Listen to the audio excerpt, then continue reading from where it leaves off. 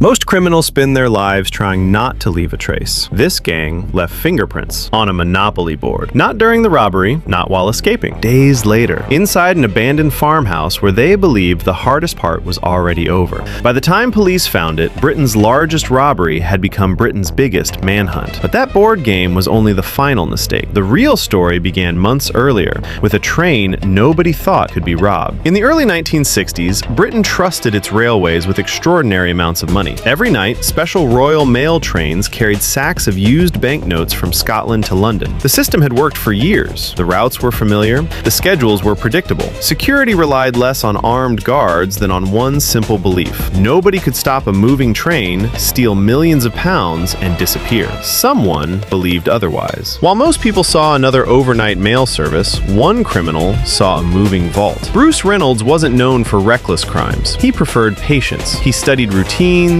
looked for weaknesses, and waited until preparation mattered more than courage. This wouldn't be a robbery planned in days, it would take months. Reynolds wasn't working alone. He brought together experienced criminals from London and southern England, each chosen for a specific purpose. Some were skilled drivers, others specialized in logistics or planning. Every man had a role, and every role depended on someone else doing theirs perfectly. The robbery was already becoming too complex for luck. Then came the piece they could never have discovered by themselves.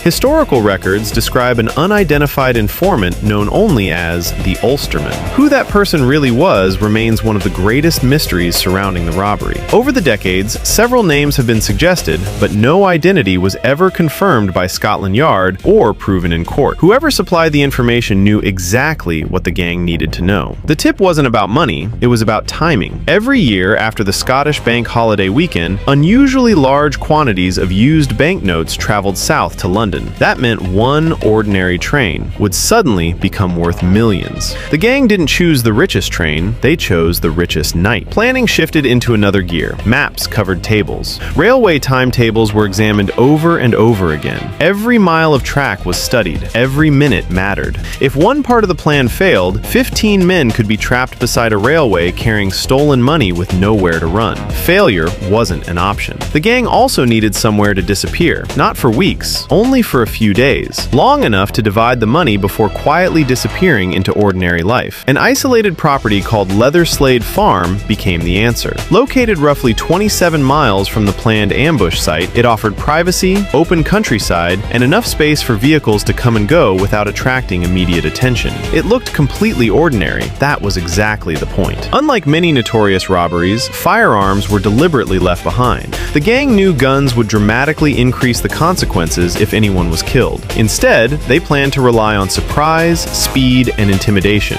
Violence wasn't the plan, control was. But even the best plans rarely survive contact with reality. Everything now depended on one impossible objective. Stopping a train without making anyone suspect the railway itself had been compromised. Blowing up the tracks would attract immediate attention. Blocking the line would risk disaster. The solution turned out to be astonishingly simple. Instead of attacking the train, they would trick the driver into stopping it himself. The location they selected was Sears Crossing in Buckinghamshire. Quiet, remote, surrounded by open countryside. Perfect for disappearing before police could organize a response. Now they needed the train to stop at exactly that point. Not 50 meters earlier, not 50 meters later, exactly there. The plan depended on something every railway driver trusted without question: the signal ahead. Official investigations later confirmed that gang members covered the green signal using a brown leather glove. They then connected a 6-volt battery to illuminate the red warning light. To anyone inside the locomotive, everything appeared completely normal. The signal was red. Railway rules left only one choice: stop. Just after 3 o'clock on the morning of August 8, 1963, the Royal Mail train approached Sears Crossing. Inside the traveling post office carriage, employees continued sorting letters exactly as they had on countless previous journeys. More than 70 postal workers were still doing their jobs. None of them knew they were seconds away from becoming part of one of Britain's most famous crimes. Outside, someone was already waiting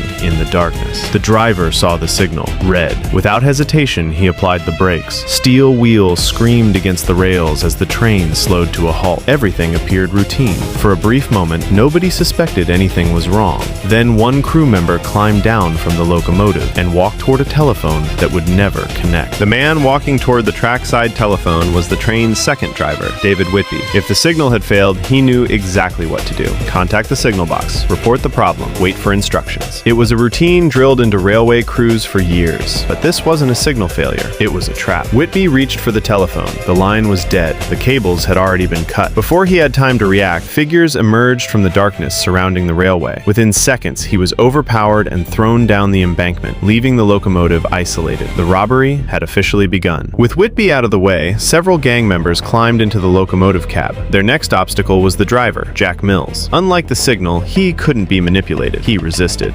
What happened next would leave consequences that lasted far beyond the robbery itself. Mills was struck on the head with a blunt object, widely believed to have been a kosh. Exactly who delivered the blow has never been established. Over the years, former gang members pointed fingers at one another, and Buster Edwards was frequently accused in later accounts. But no individual was ever convicted for the assault itself. That question remains unanswered. Despite his injuries, Jack Mills remained conscious. The gang needed him alive. Months earlier, they had hired a retired railway driver whose only job was to move the locomotive a short distance to Bridego Bridge. On paper, it seems simple. In reality, everything almost fell apart. The retired driver climbed into the cab and immediately realized something was wrong. The locomotive wasn't the older type he had expected. It was a modern diesel-electric engine. He didn't know how to operate it. Months of planning had collided with one unexpected detail. For a moment, Britain's most ambitious robbery was on the verge of collapsing. The gang had no time to argue. Police could be alerted at any moment. With no alternative, they forced the injured Jack Mills back into the driver's seat. Bleeding from a serious head wound, he was ordered to drive his own hijacked train to the exact location chosen by the robbers. It was a journey of barely a mile. It must have felt much longer. The train finally stopped beneath Bridego Railway Bridge. Everything that happened next had been rehearsed countless times. Without hesitation, the gang uncoupled the valuable mail coach from the rest of the train. Behind them, more than 70 postal workers remained inside the remaining carriages. Most had no idea what was happening only a short distance ahead. Waiting nearby was an Austin Lodestar truck and 2 Land Rovers. The robbers formed a human chain. Heavy canvas mailbags moved from hand to hand with remarkable speed. Investigators later estimated that between 120 and 124 sacks were removed. Together, they weighed around 2.5 tons. Inside those bags was 2,631,684 pounds. In 1963, it was one of the largest cash robberies Britain had ever seen. The gang hadn't stolen gold, they hadn't stolen jewels, they had stolen used banknotes. Millions of pounds that banks expected to see in London only a few hours later. Instead, they vanished into the countryside. Before leaving, the robbers gave one final instruction. Nobody was to move. Nobody was to raise the alarm. The railway staff were told to remain exactly where they were for 30 minutes. Whether everyone obeyed out of fear or shock is impossible to know. But those 30 minutes gave the gang exactly what they needed: distance. By sunrise, the train robbery dominated headlines across Britain. Police forces mobilized on a scale rarely seen for a robbery. Roadblocks appeared across southern England. Vehicles were searched. Witnesses were interviewed. Every possible escape route became a target. Yet the men responsible were already somewhere completely unexpected: Leatherslade Farm. Hidden behind quiet country roads, the farmhouse became a temporary sanctuary. The pressure that had built for months suddenly disappeared. The robbery had worked. Against overwhelming odds, 15 men had intercepted a Royal Mail train and escaped with millions. They believed the difficult part was over. It wasn't. For several days, the gang remained at the farmhouse dividing the money. The atmosphere relaxed. Meals were shared. Conversations became less guarded. The discipline that had defined months of planning slowly began to fade. That change would prove more dangerous than any police officer. Then came the moment that would define the entire investigation. Someone suggested a game, Monopoly, not with play money, with the cash they had just stolen. The men handled banknotes, cards, playing pieces, and the game board itself without giving it a second thought. It felt harmless. History would remember it very differently. The gang knew they couldn't remain at Leatherslade Farm forever. Police activity was increasing. The search was expanding. The farmhouse had served its purpose. Now, it had become a liability, so they prepared to disappear. But before leaving, they made one final decision, one that would prove even more costly than the fingerprints they had already left behind.